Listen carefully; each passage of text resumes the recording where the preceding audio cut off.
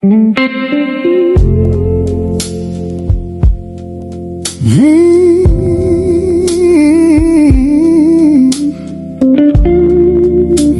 of you every night.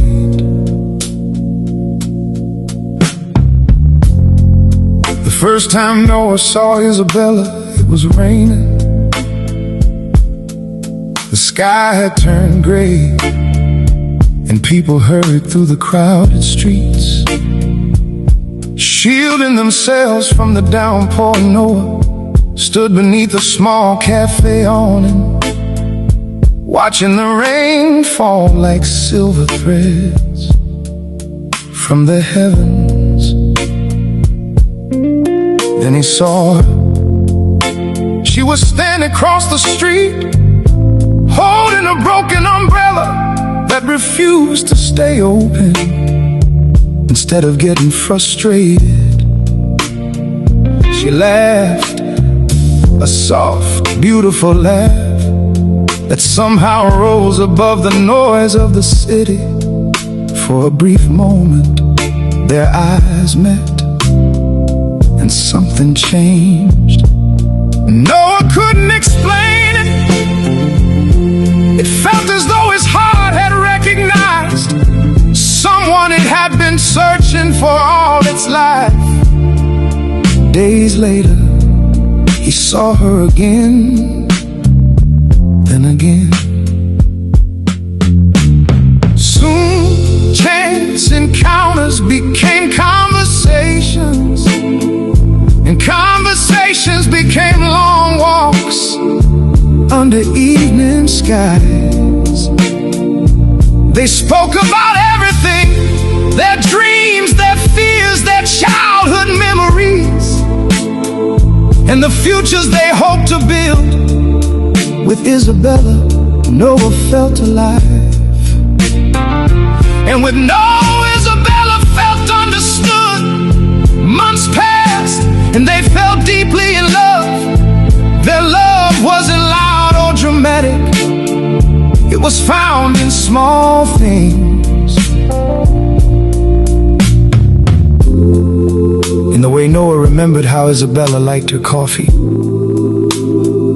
in the way Isabella squeezed his hand whenever she sensed he was worried, in the late night phone calls that stretched until sunrise, in the promises whispered between kisses. One night, lying beneath a blanket of stars, Isabella rested her head on Noah's chest. What if one day we're apart? She asked softly. Noah smiled. Then I'll find you. What if you can't? I'll dream of you every night until I do. She laughed and kissed him. Neither of them knew how much those words would one day mean. Life has a cruel way of testing the strongest hearts.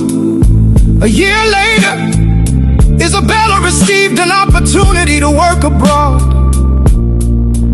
It was everything she had ever dreamed of, but it meant leaving. Thousands of miles would separate them. At first, they promised distance wouldn't matter. They called every day, sent endless messages, counted down the days until they would see each other again. But time zones became obstacles, work became exhausting, calls became shorter, messages became fewer. Yet no one never stopped loving her, not for a single second. Every night before sleeping, he would stare at a photograph and whisper her name. Every morning, he woke hoping to see a message from her. And one day, the messages stopped altogether. Days became weeks became months. No one tried calling, no answer.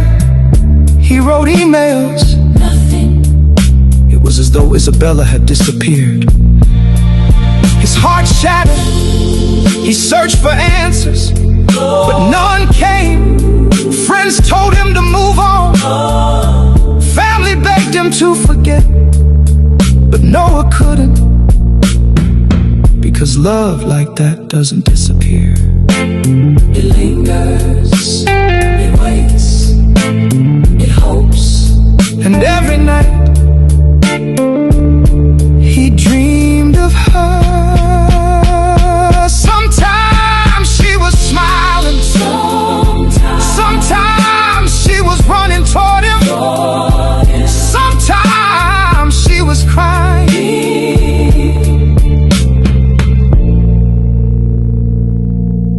The dreams felt so real